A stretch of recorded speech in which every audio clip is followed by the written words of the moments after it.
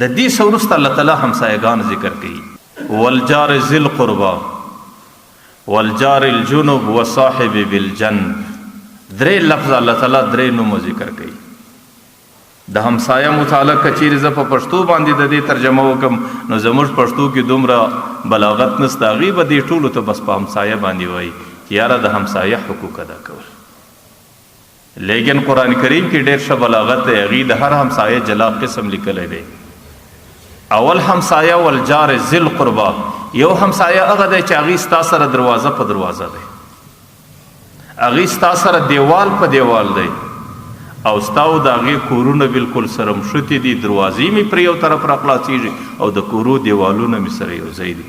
دا یو قسم همسایه دی، دې ته قرآن کریم والجار ذی القربا. دویم قسم همسایه والجار الجنب، هغه همسایه دی چې ستا سره کور په دې محل کې دی، ستا او د هغې دروازې سره لرې دي، ستا او د هغې کورو په مابین کې نور کورونه دي، لیکن ستا او د هغې جومات و مسجد سره یو دی، ستا او د هغې د تګ و راتګ لاره سره یوه ده او ستا او د هغې محل او کلی سره یو بلل کیږي. نو دا هم دویم قسم همسایه دی چې دې ته والجار الجنب ویل کیږي. او قرآن دریم قسم همسایه بیا دا ذکر کړي وصاحب بالجنب، هغې بیا هغه عارضي همسایه دی چې یو ګړی ستا سره یو ځای کیږي. لکه یو سړی د دې ځای صدر قندهاره پورې ځي چې د موټر په سیټ کې یو ساتکی ستا سره پر څنګ کښېناستی، دې ته وصاحب بالجنب وایي. یو سړی دی ستا سره په یو جلسه کې پر څنګ باندې کښېناستی، یو سړی دی ستا سره په یو اجتماع کې پر څنګ باندې دی، او یو سړی دی ستا سره په یو میلمستیا کې پر یو کاسه او پر یو سترخوان باندې کښېناستی، دا ستا پر څنګ باندې ناستی، دې ته صاحب الجنب وایي. نو قرآن کریم درې قسمه همسایهګان ذکر کړي دي. یو همسایه چې جار ذی القربا دی، ستا او د هغې دروازه په دروازه دیوال سره سرمه دی. دویم قسم والجار الجنوب دی چې ستا او د کور په یو کلي په محل کې دی. او دریم قسم هغه همسایه دی چې وصاحب بالجنب چې تا او هغې در یو ځایه پورې لږ سفر سره کوئ، د لږ غړي دپاره عارضن تا او دی سره یو ځای سواست، سره همسایهګان سواست. نو قرآن کریم د دې درو سرو همسایهګانو د ذکر سره سره زموږ شریعت کې د دې درو سرو همسایهګانو دپاره خپل حقوق دي. اولنی همسایه چې والجار ذی القربا چې تا او هغې سره دیوال په دیوال او دروازه په دروازه یاست، د هغې خو زموږ په شریعت کې ډېر زیات حقوق دي. د هغې د حقوقو څخه یو حق دا دی چې کله یو سړی د خپل کور و مکان خرڅوي، د هغې به اجازه ته یې نشي خرڅولی.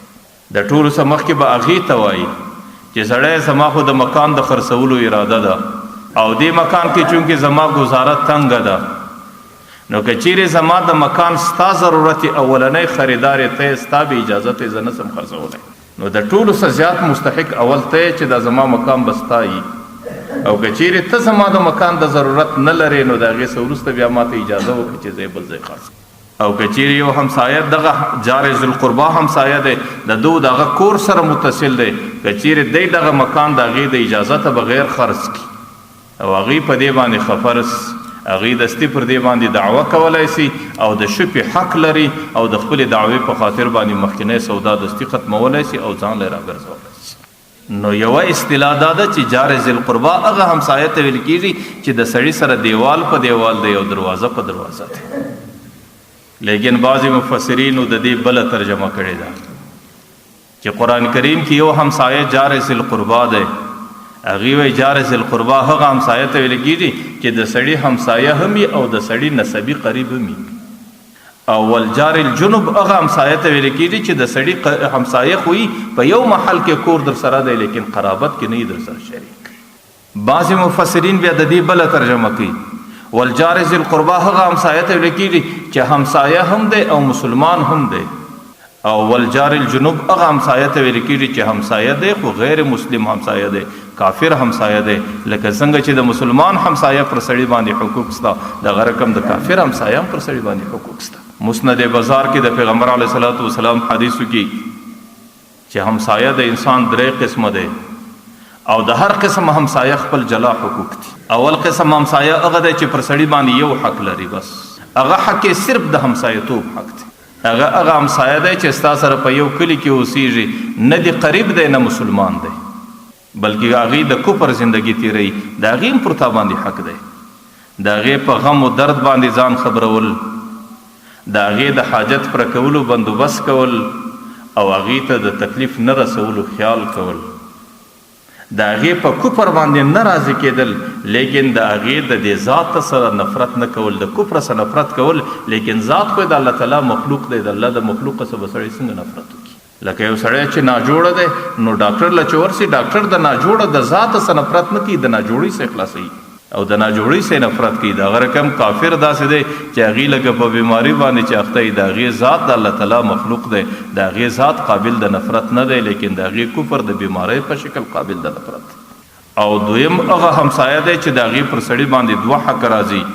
هغه څوک دی چې همسایه دی هم دی، په کلي کې پروت دی او مسلمان هم دی. نه یو حق د مسلمانۍ دی چې ستا سره په اسلام کې شریک دی، او دویم حق د همسایه‌توب دی چې ستا همسایه دی. او دریم هغه همسایه دی چې د هغې درې حق راځي.